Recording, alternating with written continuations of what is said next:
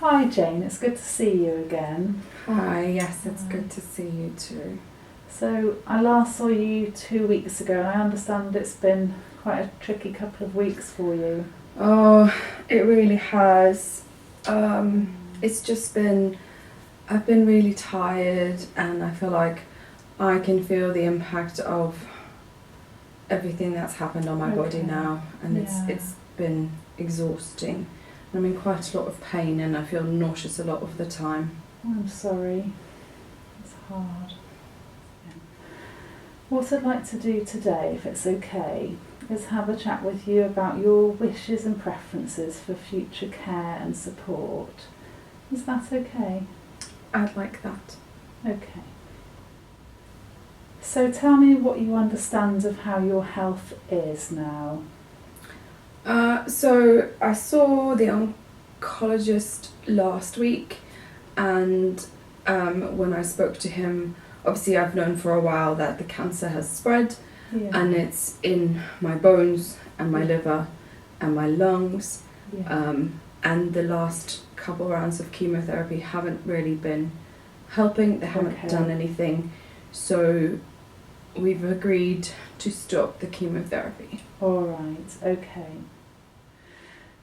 So as you've said, Jane, we know that the cancer has spread and the chemotherapy just isn't keeping it at bay anymore.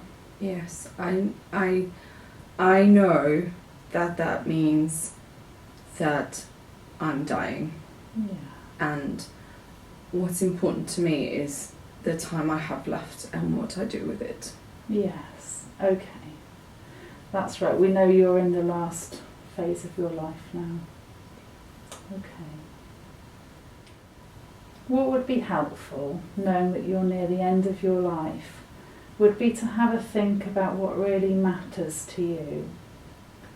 And that might be things like thinking about where you would like to be cared for, whether it's at home or... I think I definitely would like, if it's a possibility, to be at home with my family and my pets and my familiar surroundings, the things that I've known. Okay, that's helpful that that's that's really clear that that's your preference. And there may be other things that are worth thinking about in terms of music, clothing, what you want to have near you, who you want to be near you, and how we can support that from the health service as well. I'll have to give that some thought. Yeah, okay. So, has anybody talked to you about resuscitation? No, not yet. Okay. Now, it's something that's quite important for us to talk about because we know that the heart and lungs stopping is part of the natural process of dying. Okay. And we know that in healthcare, we tend to do our utmost to restart someone's heart when it stops. Oh, like they do on the telly? The reality is that, as we've discussed, your health condition is quite advanced, you're quite poorly, and at this stage, restarting the heart wouldn't be successful. So to try and restart somebody's heart is quite invasive. It often involves things like cracked ribs, and because the blood isn't flowing so well, it can cause brain damage, and people usually have to go into intensive care. Okay, but I don't want that. No. I know I'm dying anyway, so... Yes. And what would be the best thing would be to allow, if that happened, to allow a natural death where you can be at home, and it would enable healthcare professionals to support you and your family in the best way at that time. That sounds like what I want. Okay. Now, I'm not saying we're expecting this to happen any time now. Occasionally for people the heart would stop unexpectedly, but we do know that at some point it's a natural part of dying that will happen. Okay.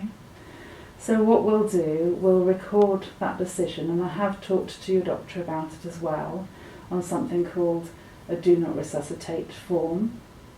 Okay. And we'll give you a copy. It's important that you keep that with you. Okay. Okay. One of the other things that's good to have think about is something called power of attorney. Have you heard of that? Oh, I have sort of heard of that. I think Yeah. my brother had one for his mother-in-law or something. Yeah. Okay. What exactly is that about? So power of attorney is where you appoint someone to speak on your behalf if you become unable to do so yourself. And so you can choose whoever you'd want to be power of attorney. Okay. It's worth having a think about it being someone who knows you well and who you trust. Okay. Okay. And that then needs to be registered with the Office of the Public Guardian.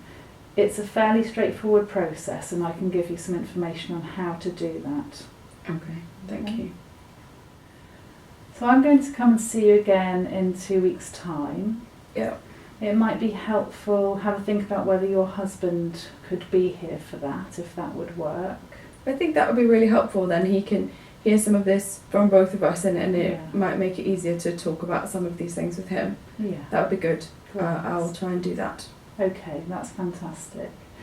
And what I'll do, if it's okay, I'll give you a couple of booklets that explain a little bit more about what we've talked about. Okay. About power of attorney, about decisions about how you want to be looked after, and about resuscitation. So perhaps before I see you, you and your husband could have a look at them together. Okay.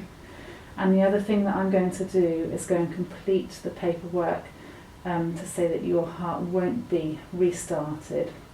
So do not resuscitation order that we can have in place as soon as possible. Okay, that sounds good. Thank you. You take care. Thank you for coming to see me.